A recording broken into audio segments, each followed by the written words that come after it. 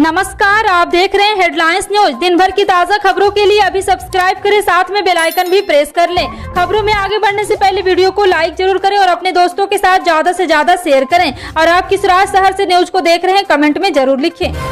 साथ ही दिल्ली अधीनस्थ सेवा चयन बोर्ड के तहत खाली पदों को भरे जाने की उम्मीद है। खासतौर पर दिल्ली सरकार के शिक्षा और स्वास्थ्य विभागों में 30,000 से ज्यादा खाली पदों को भरने में तेजी आने की उम्मीद है। DSSB सूत्रों का कहना है कि ये पद साल 2013 से खाली पड़े हैं। इसकी एक वजह यह भी है कि राज्य सरकार अस्थायी सरकारी रिक्तियों को भरने के बजाय संविदा कर्मचारी की नियुक्ति को प्राथमिकता दे रही है। सोशल मीडिया प्लेटफॉर्म ट्विटर इन दिनों कई बदलाव से गुजर रहा है और एलन मस्क की ओर से इसे खरीदे जाने के बाद यूजर्स को ब्लू टिक के बदले भुगतान करना होगा। हाल ही में पहचान चोरी होने के बाद मस्क ने अब साफ किया है कि अगर ट्विटर यूजर किसी दूसरे के नाम या पहचान के साथ ट्वीट करेंगे तो उनके अकाउंट पर बैन लगा दिया जाएगा। बीते दिन वेरीफाइड अकाउंट की पहचान बदलकर एलन मस्क और अमेरिकी राष्ट्रपति जो बाइडेन के नाम से फर्जी ट्वीट किए जा रहे थे। हालांकि नया बदलाव सभी ट्विटर यूजर्स के लिए किया जा रहा है। अंधेरीपुर विधानसभा सीट पर उपचुनाव खत्म ही हुई है कि बृहमुंबई महानगर पालिका यानी BMC चुनाव का मुद्दा गूंजने लगा। हालांकि अभी तक चुनाव की तारीखों का ऐलान नहीं हुआ है, लेकिन भारतीय जनता पार्टी ने ऐलान कर दिया है कि BMC में अगले मेयर पार्टी से ही होगा। खास बात है कि करीब 3 दशकों से BSP पर शिवसेना का नियंत्रण है। रविवार को मुंबई भाजपा के प्रमुख आशीष शेलार और मुंबई नॉर्थ सेंट्रल से सांसद पूनम महाजन ने बांद्रा के गवर्नमेंट कॉलोनी ग्राउंड से अभियान की शुरुआत कर दी है। खास बात है कि यह स्थल उद्धव ठाकरे के आवास मातोश्री से कम दूरी पर मौजूद है। EWS आरक्षण पर सुप्रीम कोर्ट से हरी झंडी मिलने के बाद तमाम राजनीतिक दलों की प्रक्रिया आना शुरू हो गया है। एक तरफ भाजपा ने सुप्रीम कोर्ट के फैसले को मोदी सरकार की सामाजिक जीत करार दिया तो कांग्रेस ने इस फैसले को विरोधी जताया है। कांग्रेस नेता उदित राज ने सुप्रीम कोर्ट को जातिवादी करार दिया। उन्होंने कहा है कि सुप्रीम कोर्ट जातिवादी है, अब कोई शक नहीं। इससे पहले सुप्रीम कोर्ट की 5 सदस्यीय बेंच ने 3-2 के साथ EWS 10% आरक्षण मंजूर किया। राजधानी दिल्ली में प्रदूषण के स्तर से कमी आने के बाद दिल्ली सरकार ने बुधवार 9 नवंबर से सभी प्राथमिक स्कूलों को खोलने और आउटडोर एक्टिविटीज पर लगी रोक हटाने का फैसला लिया है। इसके साथ ही ट्रकों के प्रवेश पर लगी रोक भी हटा दी गई। बीते सप्ताह प्रदूषण बढ़ने के कारण दिल्ली में प्राइमरी स्कूल बंद कर दिए गए थे और उनसे बड़ी क्लासों में पढ़ने वाले बच्चों के लिए आउटडोर एक्टिविटीज को भी रोक दिया था। पिछले पर्यावरण मंत्री गोपाल राय ने सोमवार को यह ऐलान किया है कि पिछले 2 दिनों से दिल्ली के अंदर प्रदूषण में तेजी के साथ सुधार देखा जा रहा है।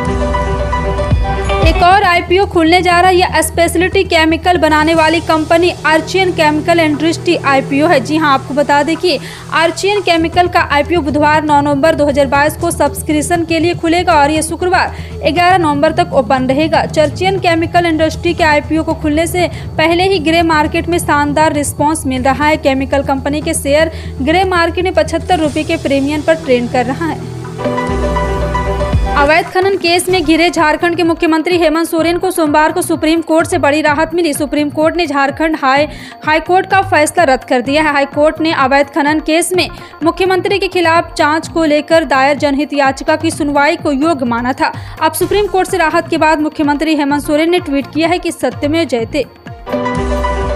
ईरान का एंटी हिजाब प्रोटेस्ट हिंदुस्तान पहुंच गया है। केरल के कोझिकोड में सैकड़ों महिलाओं ने हिजाब उतारकर प्रदर्शन किया। इस दौरान महिलाओं ने हिजाब विरोधी नारे भी लगाए। प्रदर्शन कर रही महिलाओं ने हिजाब को उतारकर आग के हवाले कर दिया। केरल में किए गए प्रदर्शन का कई सेलिब्रिटी ने समर्थन किया। हिजाब के खिलाफ किए गए प्रदर्शन में सैकड़ों महिलाओं ने हिस्सा लिया। वहीं ईरान में हो रहे हिजाब के प्रदर्शन की आग दूसरे मुल्कों में भी देखने को मिली। ईरान में हिजाब के खिलाफ प्रदर्शन के कई देशों को समर्थन मिला है। उत्तर प्रदेश में शिक्षकों के पद पर सरकारी नौकरी की तलाश कर रहे उम्मीदवारों के लिए राहत की खबर है। मीडिया रिपोर्ट के अनुसार यूपी में 51,000 से ज्यादा शिक्षकों की भर्ती के लिए नोटिफिकेशन जल्द जारी होने वाला है। इसमें प्राइमरी लेवल पर राजकीय विद्यालयों में शिक्षकों के पद पर भर्तियां की जाएगी। इसके अलावा लेक्चरर और असिस्टेंट टीचर के खाली पद भरे जाएंगे। रिपोर्ट के अनुसार उत्तर प्रदेश के मुख्यमंत्री योगी आदित्यनाथ ने खाली पदों की डिटेल्स मांगी है। यूपी के बेसिक शिक्षा विभाग में 51,000 से ज्यादा पद खाली हैं। देश की दिग्गज कार कंपनी टाटा मोटर्स ने एक जबरदस्त कामयाबी हासिल की है। कंपनी ने भारत में 50,000 इलेक्ट्रिक कार बनाने का रिकॉर्ड बनाया है। इतनी बड़ी संख्या में इलेक्ट्रिक कार का प्रोडक्शन करने वाली टाटा मोटर्स इकलौती कंपनी है। आपको बता दें कि टाटा नेक्सॉन EV और टाटा टाइगर EV 2 ऐसी इलेक्ट्रिक कार है जिनके बलबूते टाटा मोटर्स देश में इलेक्ट्रिक कार बेचने वाली सबसे बड़ी कंपनी बन गई है।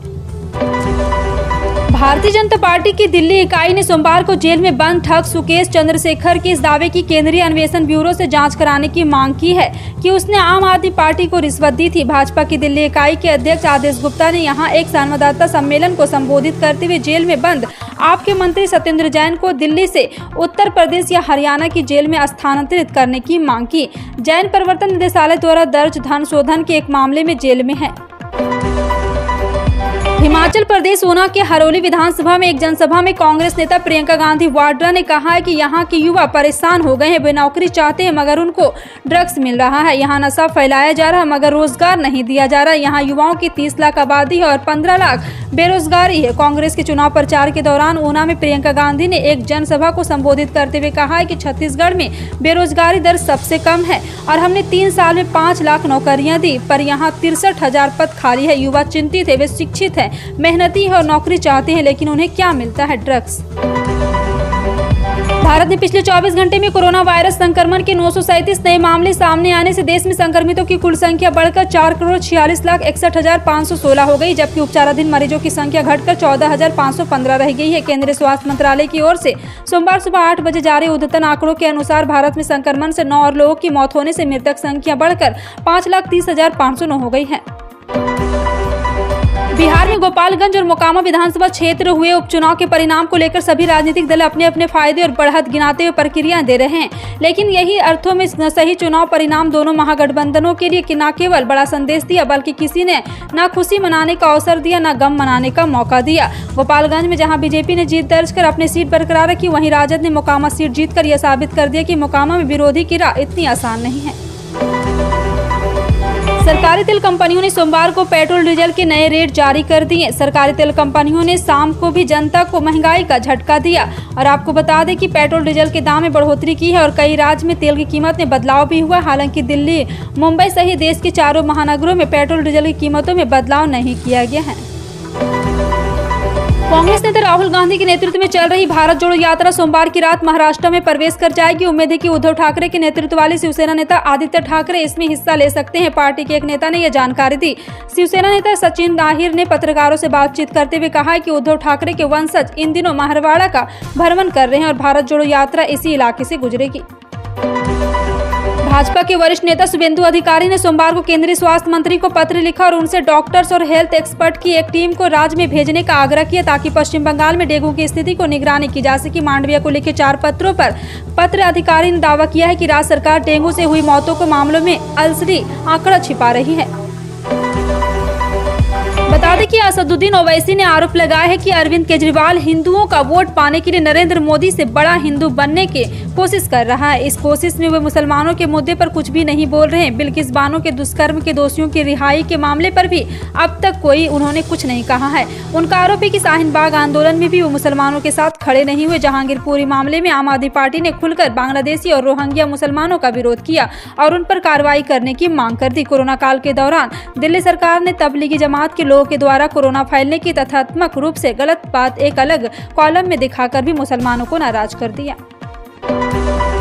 सिंगल यूज प्लास्टिक पर्यावरण के लिए जहर की तरह, हम इसका उपयोग किसी भी कीमत पर बर्दाश्त नहीं करेंगे। प्रतिबंध के बाद भी शहर में कई जगह पर अब इसका उपयोग हो रहा है। नगर निगम अधिकारियों को इस पर सख्ती से प्रतिबंध लगाने के लिए निर्देश देंगे। यह कहना है नगर निगम अध्यक्ष किशन सूर्यवंशी का। वे रविवार रात बाग मुगलिया एक्सटेंशन कॉलोनी में आयोजित दीपावली मिलन समारोह में बोल रहे थे। इस अवसर पर उन्होंने कहा कि भोपाल को विकास और स्वच्छता में सर्वश्रेष्ठ बनाने के लिए सबको मिलकर काम करना होगा। मुख्यमंत्री श्री पुष्कर सिंह धामी ने शनिवार को मुख्यमंत्री आवास में उत्तराखंड अधिकारी कर्मचारी शिक्षक समन्वय समिति के सदस्यों ने भेंट कर उन्हें अपनी समस्याओं से अवगत कराया। इस अवसर पर शासन के उच्च अधिकारियों के साथ विभिन्न कर्मचारी संगठन के प्रतिनिधि उपस्थित रहे। मुख्यमंत्री के समक्ष समिति द्वारा प्रस्तुत मांगों पर बिंदुसार भी किया गया है। मुख्यमंत्री श्री पुष्कर सिंह धामी ने कहा, कर्मचारी संगठन की विभिन्न समस्याओं को सकारात्मक ढंग से समाधान किया जाएगा। भारत के सबसे प्रसिद्ध तीर्थ स्थल में से एक आंध्र प्रदेश में स्थित विश्व प्रसिद्ध मंदिर भगवान वेंकटेश्वर मंदिर ने पहली बार अपनी संपत्ति का खुलासा किया है। इस खुलासे के मुताबिक तिरुपति मंदिर के कुल संपत्ति 2.5 लाख रुपये यानी कि लगभग 30 अरब डॉलर से अधिक है। और आपको बता दें कि IT सर्विस फर्म विप्रो, खाद और पेय कंपनी नेस्ले ने और तेल दिग्गज ONGC IOC ने बाजार पूंजीकरण से अधिक है। अगर एक अनुमान के लिहाज से देखा जाए तो यह संपत्ति एक बार फिर से सारी बड़ी कंपनियों की कुल नेटवर्थ से भी ज्यादा है। चीफ जस्टिस के रूप में जस्टिस ललित के कार्यकाल का सोमवार को आखिरी सत्र था। उनके कार्य दिवस के आखिरी दिन समारोह पीठ बैठी। CJI के साथ उनके उत्तराधिकारी CJI जस्टिस चंद्रचूड़ पारंपरिक तौर पर दाहिनी ओर बैठे, वहीं बिल्कुल बाईं ओर जस्टिस बेला माधुरी त्रिवेदी बैठी।